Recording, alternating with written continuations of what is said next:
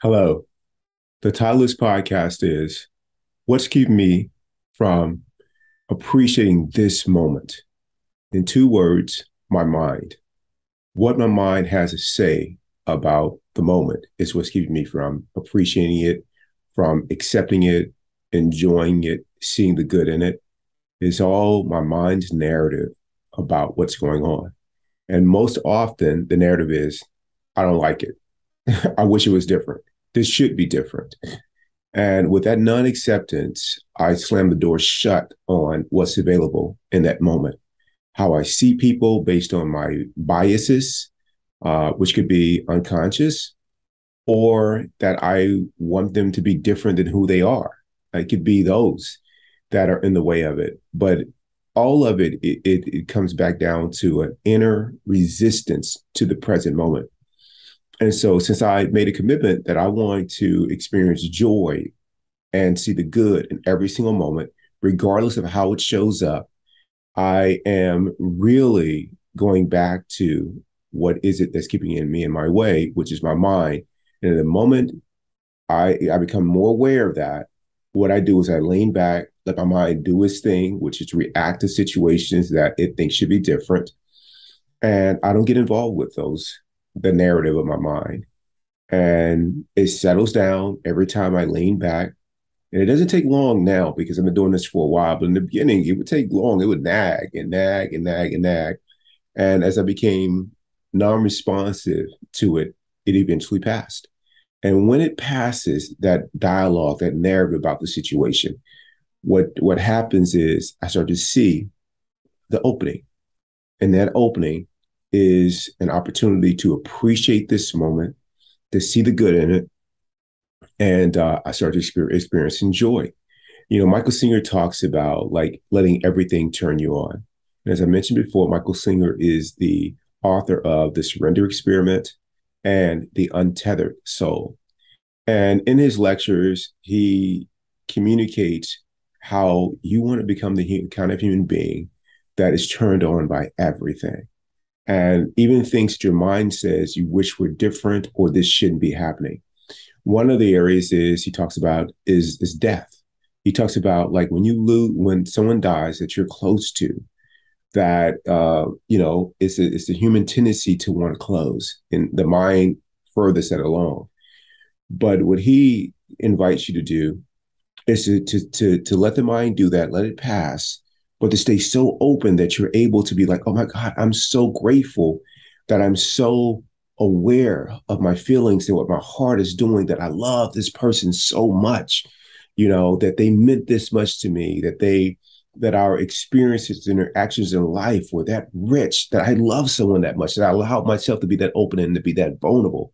And the way he describes it is so beautiful, to love that deeply, but also be aware of the impermanence of life.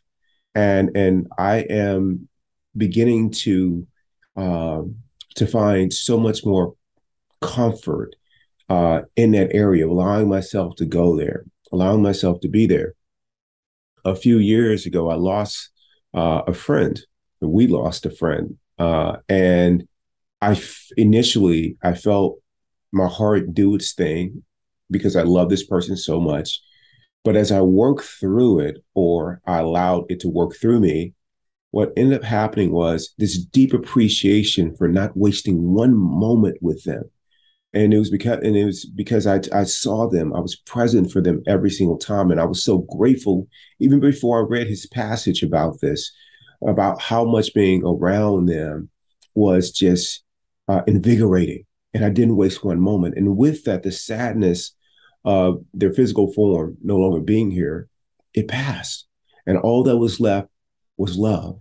It was nothing but love. And when I think of them now, it's less about them not being here and more about a celebration that I was able to feel that way for them, that they brought that much to my life, that our interactions were that rich.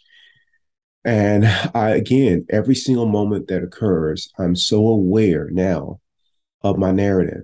I had a friend, and I've had several friends that, depending on how the day starts off, whatever comes into their consciousness, whether it's having to run a child to school that may make you a little late for whatever you have going on, or whether it's coming into the workday and finding out that people have called out. So that means it's less people to do the work.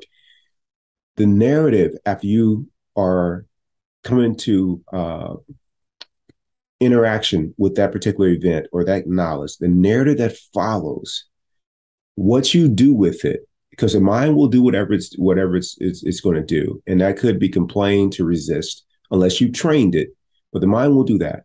What you do when the mind does its thing is going to dictate how the next several moments go, or even longer. For some people, it dictates their whole life. That response becomes the narrative of their lives. Something happens, they become bitter, or they become angry, or they continue to judge. And more, they move further and further away from being their true self, their loving, open self. And I just go back to, you know, that I want to live my life a different way. I want to be on a completely different path. And that path for me is just being aware that I don't want to listen to my mind. I don't want it to keep me from enjoying, appreciating, being present to this moment. And so I invite you to join me in being aware, heightening your awareness. So when you feel yourself be pulled away, the mind is up to its default behavior. And you want to work on being free of that so that you can enjoy more of this amazing life, whatever shows up, because this life is going just like that. So I ask you, what's keeping you from appreciating this moment?